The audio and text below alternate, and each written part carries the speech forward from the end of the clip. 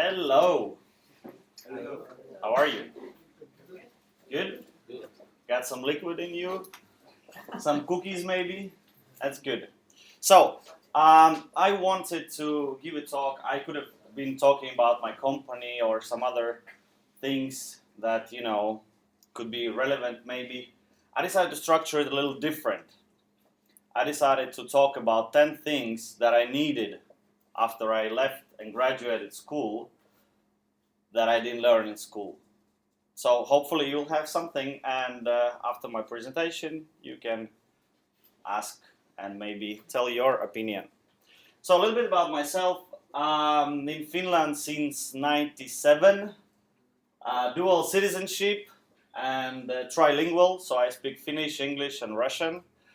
Very little formal education, so I guess I would be the bad person to talk about how education is really powerful. And maybe I will not be asked again to talk, so I'm going to make it really good, because I might not have another chance. So the thing is that after I've been in upper high school, I decided that I'll go and see what university is all about.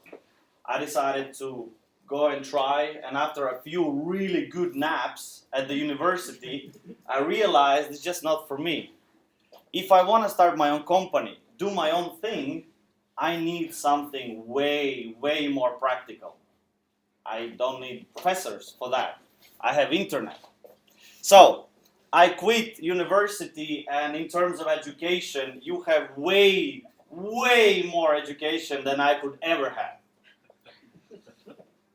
Okay, so another way to describe me would be also I'm a wannabe serial entrepreneur, which means I start many different businesses. I have them in Finland, in Estonia, in Russia, and so forth. There is nothing yet to brag about. That's why there is wannabe. You don't read about me in the newspapers, but I'm really having a lot of fun doing it. And some of the companies will work out maybe, some of them will not, but at least I really love what I'm doing. And it's just like, being an entrepreneur is like a disease. It only gets worse. And then you die.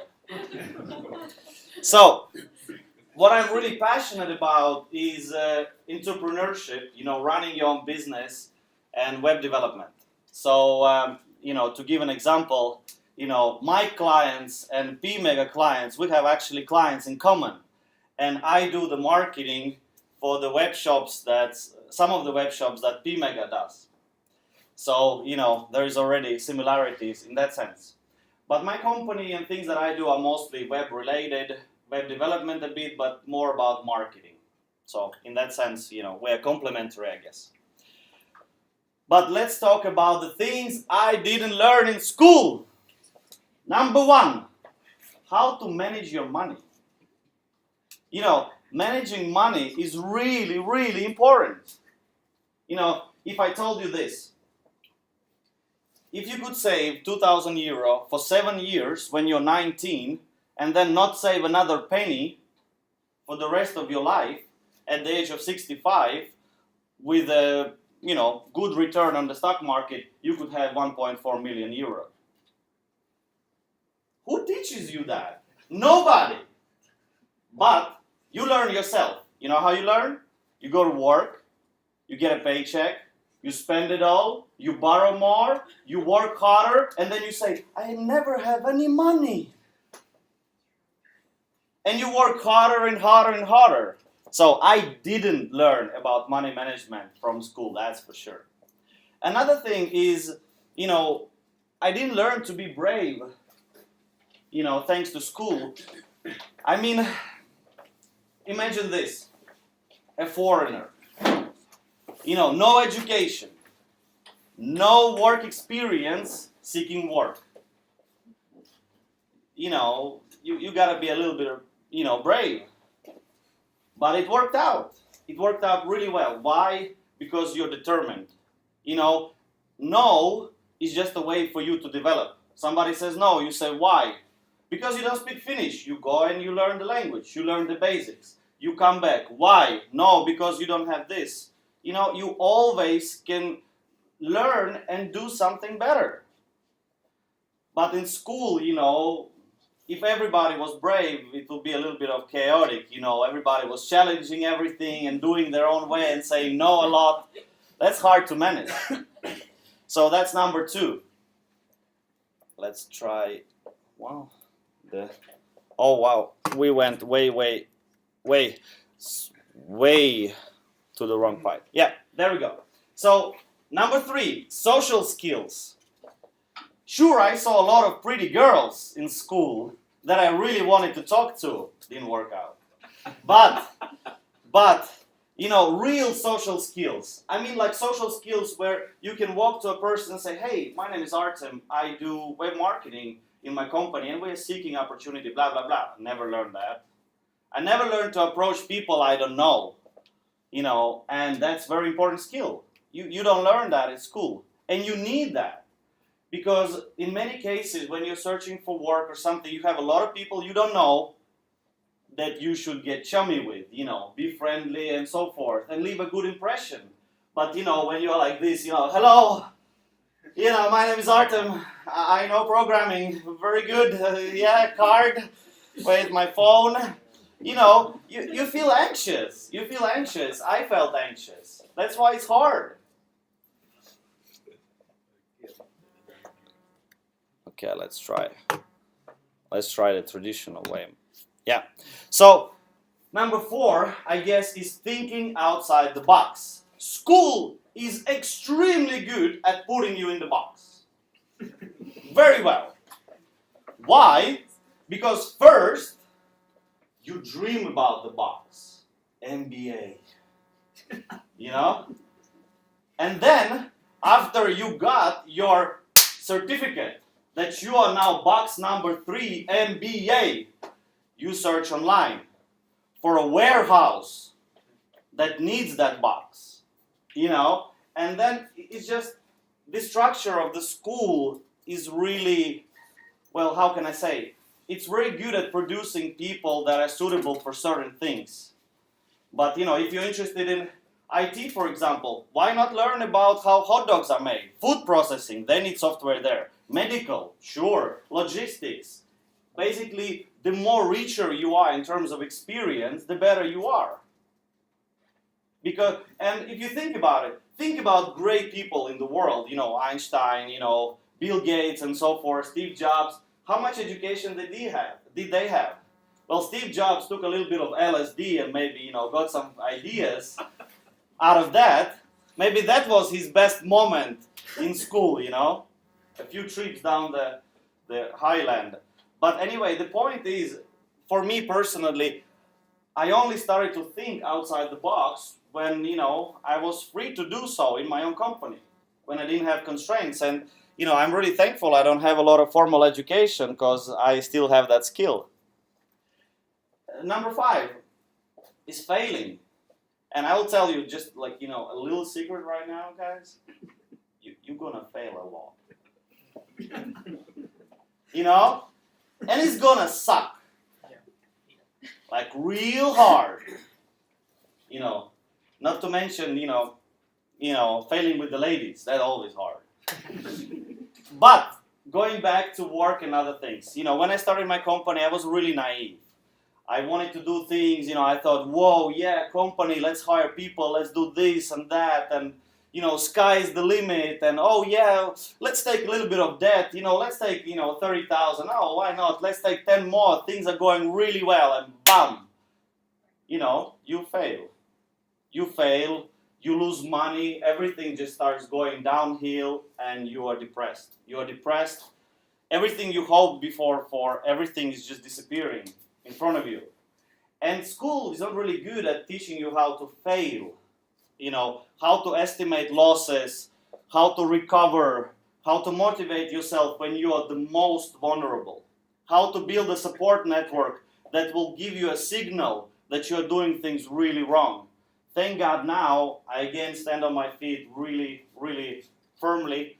We are now expanding. We opened an office in St. Petersburg now, so the company is doing really well and doing really strong.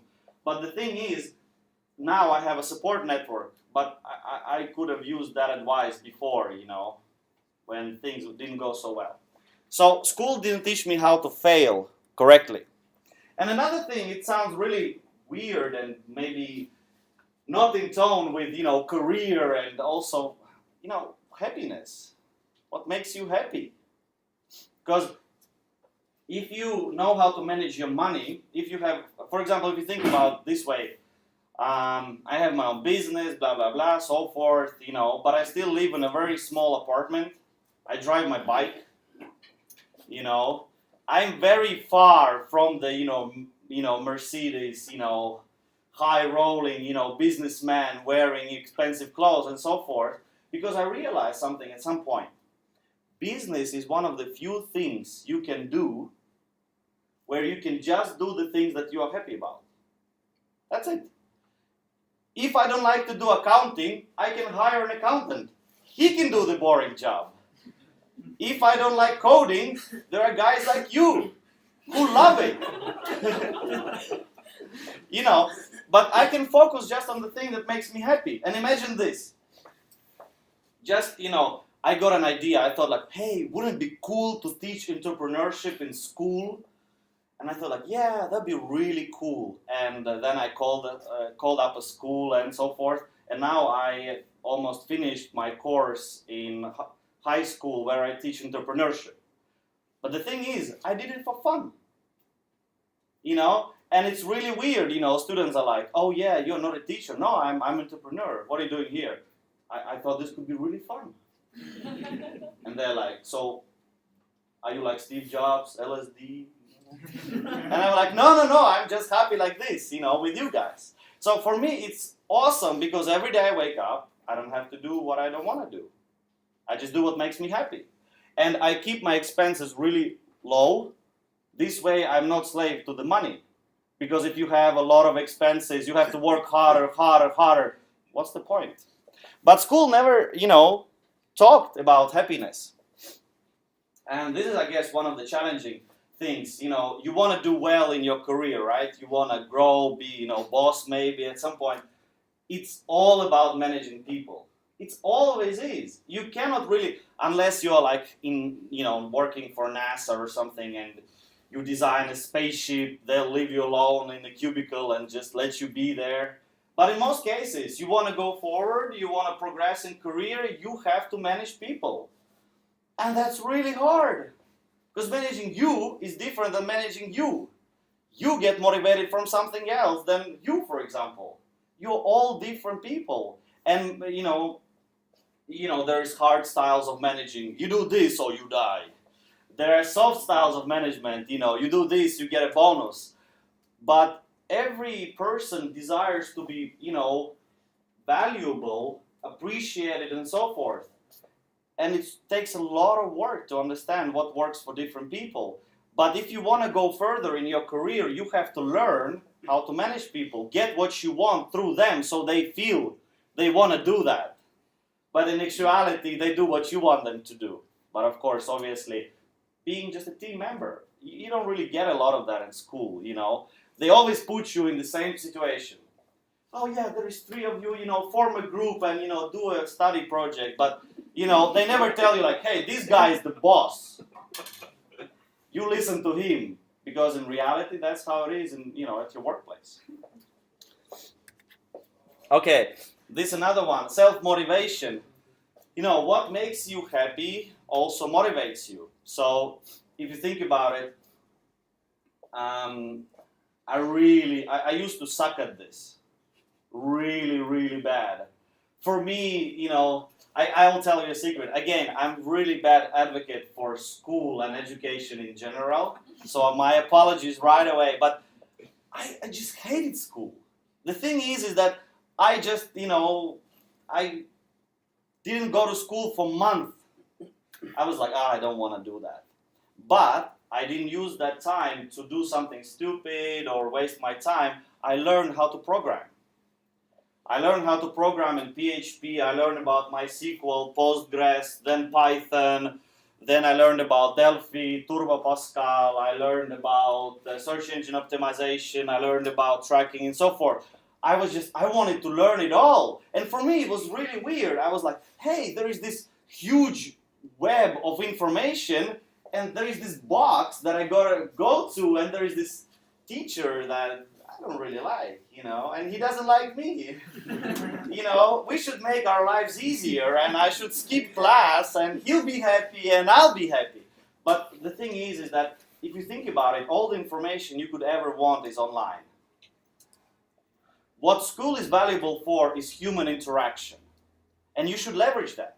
Use that to your advantage, because school is really good for that. At home, you don't have a lot of social interaction.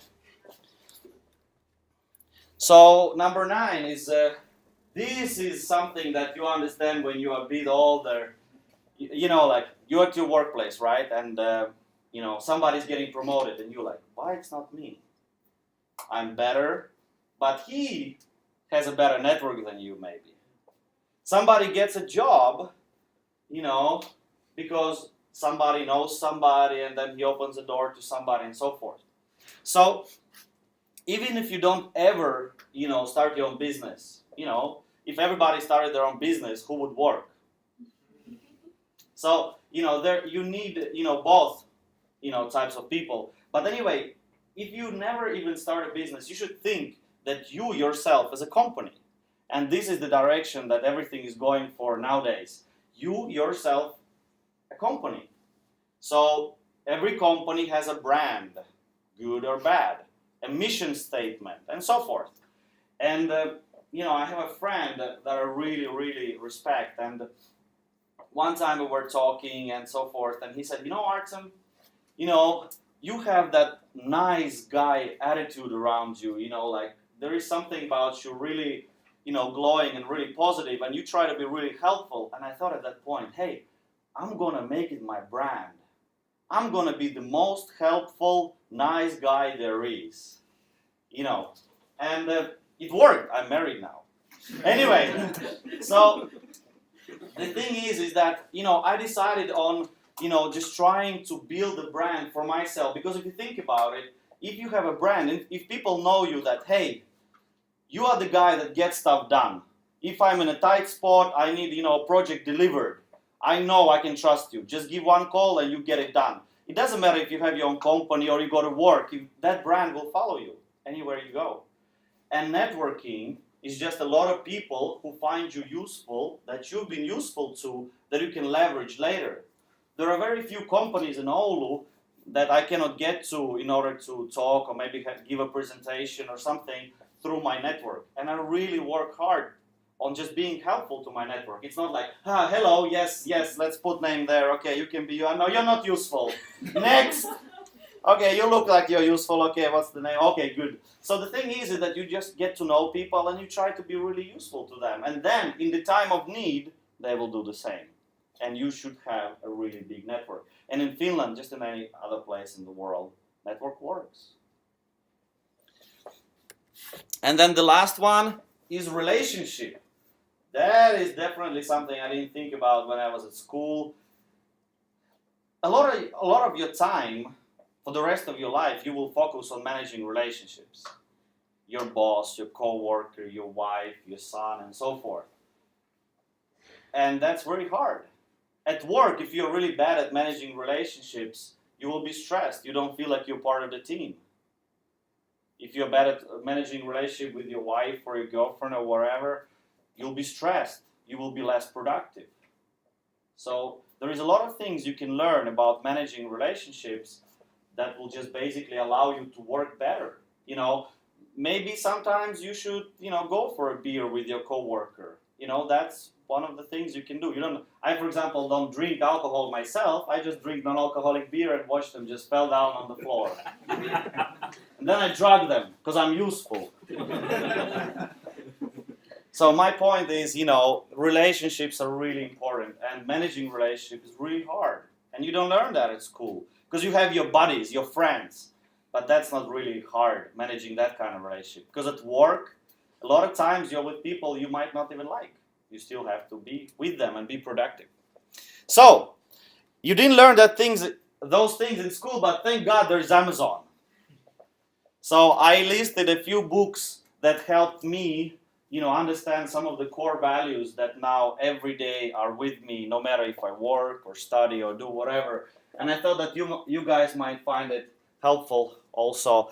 And I was trying to be even more helpful. I created links for every single book on Amazon, so you could get it there. So there is one thing and one advice I can give you in terms of career and life.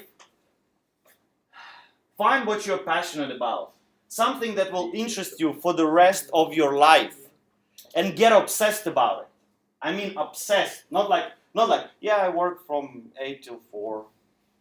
But get obsessed about it. Learn everything there is about it. See all the videos, learn all the books and so forth. You have to be so good that when people stand there like, whoa, you know everything about that, like, whoa. They will refer to you, it's that MySQL guy. Oh, you have MySQL problem, talk to him, he knows everything. You want to be that guy. You want to be that guy. And then focus on being useful, because as long as you're useful to companies, to people, you will remain valuable. That's it. Thank you very much. I don't have anything more.